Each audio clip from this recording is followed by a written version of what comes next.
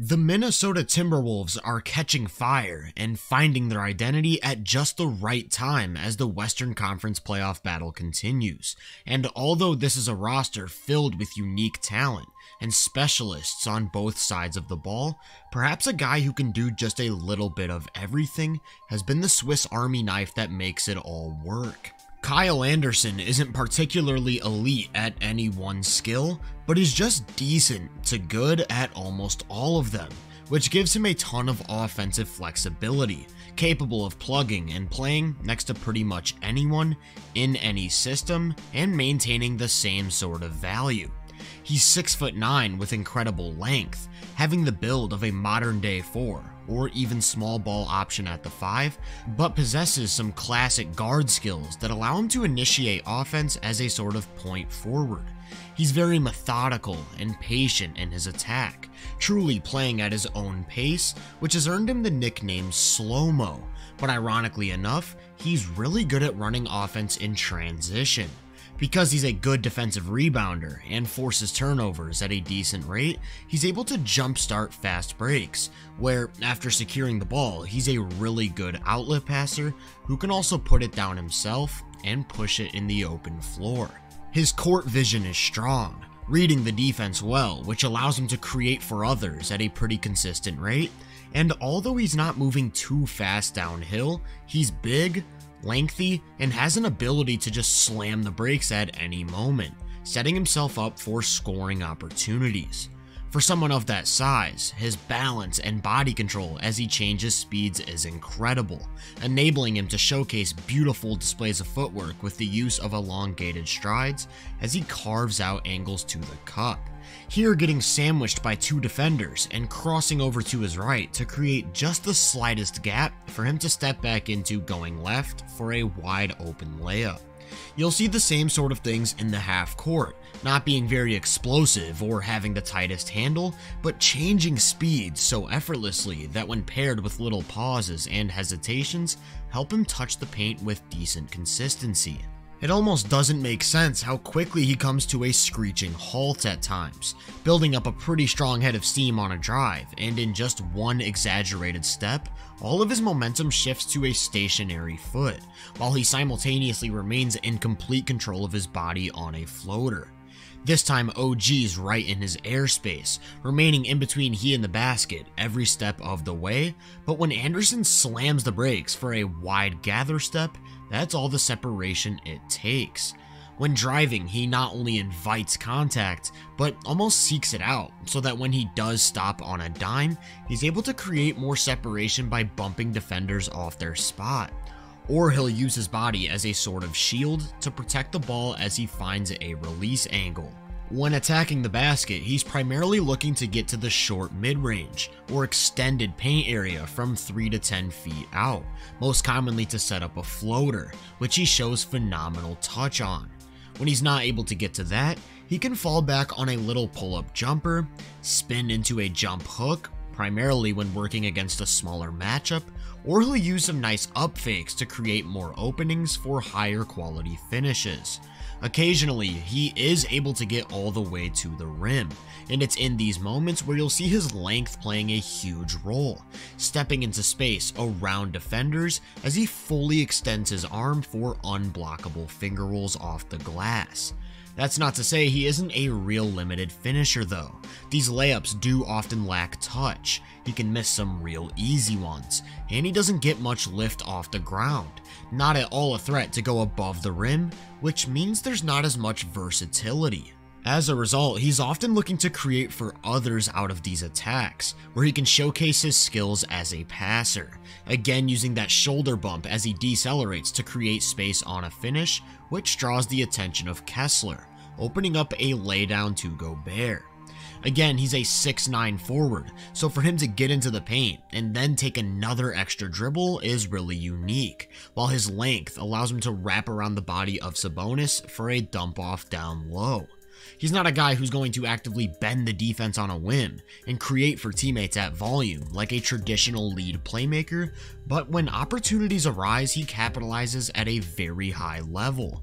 His passing has a lot of versatility, capable of making great deliveries with both a live dribble and from a standstill, while being incredibly accurate. Atlanta's set to defend a double big pick and roll and seamlessly switches with no apparent advantage, but Anderson places the ball perfectly where only Rudy can get it, and the result is a free 2 points. He's especially good at these sort of entry passes, which has made high-low action between him and Gobert a staple of Minnesota's offense, but he also has a great eye for cutters, and the overall result is more than half of his assists ending in shots at the rim. These are, of course, the highest value looks on the floor, and he does a great job of actively seeking these out, yet he doesn't make many errors at all, rarely ever turning the ball over. While these on-ball skills leave him a relatively capable initiator, he's limited enough as a self-creating scorer that he holds more value away from the ball, where he's a really smart mover. This is important because although he's hit over 41% of his threes this season, he isn't really treated as a legit shooting threat or floor spacer, and with active, good positioning, he's able to punish unattentive off-ball defenders or teams looking to take advantage of his lack of shooting by finding creative ways to involve himself in possessions. Here he's setting a curl screen for a shooter to come and receive a dribble handoff, but reads that one Phoenix defender is communicating a switch while another is chasing, and instinctively slips the action for a wide open dunk. This not only sets himself up for easy finishes, but great opportunities as a connector. Kawhi helps off of him to offer another body as Edwards looks to attack, and he's able to catch him ball watching as he runs baseline to the opposite block, catching and immediately finding Gobert on a cut to the basket. He's an incredible extra passer, constantly looking to move the ball and put the defense into rotation, and when you combine all of these little skills into one overall game, you're left with a player who can effectively play so many different roles. He'll run the pick and roll as a ball handler, using a screener to slowly make his way to that painted area for floaters, while having the passing chops to punish defensive rotations. And he'll even mix in some manipulation, rejecting the screen and staring down the roller as he gathers to move the big out of his way for an easy 2. He can also initiate from a standstill, whether that's near the top of the key, at the elbow, or in the pinch post, unlocking a more movement-heavy offensive scheme as he exploits slight defensive errors by finding cutters. And because he's so good in the middle of the floor, he's sort of a zone breaker, making his way to the free throw line where nobody comes to meet him, and stepping right into one of his patented push shots. But when the big does make an effort to take away that freebie, it opens up a lob over the top. A lot of his time, though, is spent spotting up. He will occasionally make an open 3 or 2, and isn't afraid to take them when the opportunity's there, but most commonly he's looking for little sweet spots in the defense to move into, where he can make the extra pass or play off the catch, which is actually how he sets up a lot of his drives and downhill attacks.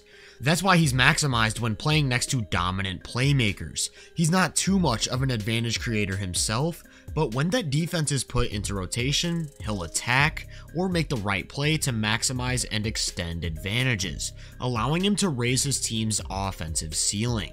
Offense is only the tip of the iceberg with Anderson though, and it's on the other side of the ball where he brings a majority of his impact.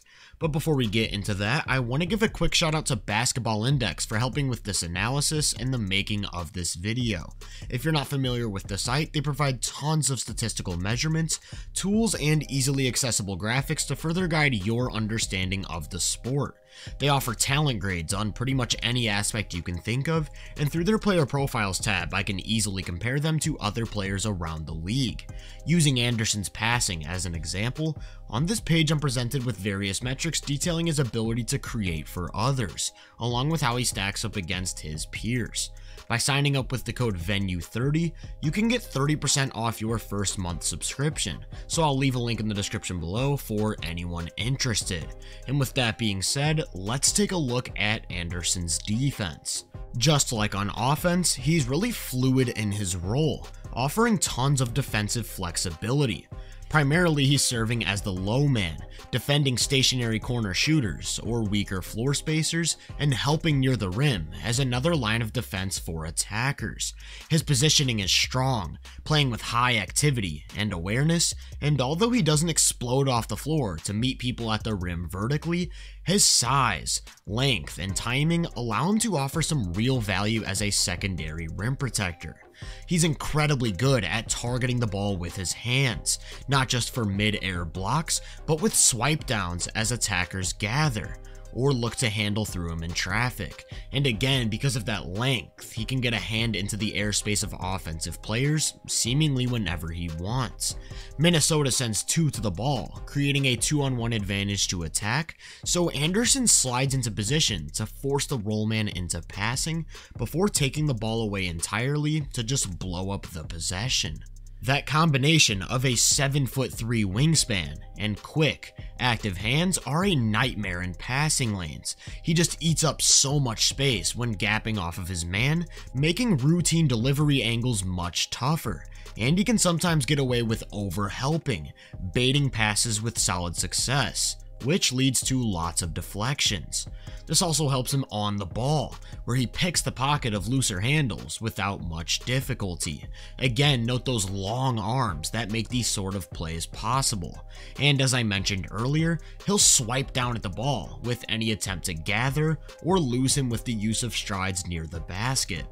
He doesn't have great foot speed and isn't the most flexible athlete in the world, but again, the way he controls his body and momentum to remain perfectly in balance as he changes speeds helps him a ton as a man defender and allows him to remain in solid guarding position regardless of abrupt changes of direction, as long as he blocks off that initial attack angle, where it's really tough to shoot over him. He's not necessarily great at the point of attack, but can occasionally get around screens, showing great knowledge of personnel as he goes under against weaker three-point shooters and runs better ones off the line and into help. Here going skinny to stay attached to the hip of Kuzma and funnel him into Gobert, who's waiting under the basket. Of course, he can also defend the pick and roll as the big, where his versatility is key, seamlessly switching onto Poole and reaching for one of those pickpockets, but when he's beat off the dribble, he's still able to recover with a block from behind. Then there's the opposite end of the spectrum, matched up with the league's most physically overwhelming big in Joel Embiid, keeping his hands active to take away that left side and making a play on the ball from behind after getting beat by that first step. His ability to just do a little bit of everything has been key for this Timberwolves defense, as they can go to a wide set of lineups and schemes without having to worry about him making an impact. Starting this possession on Jalen Green in isolation, forcing a kickout, and remaining in an active helping position where he can swipe down at the ball and take it away from Martin on the drive. As Minnesota makes a late push to escape the play-in and secure a surefire playoff spot, Kyle Anderson's versatility is key.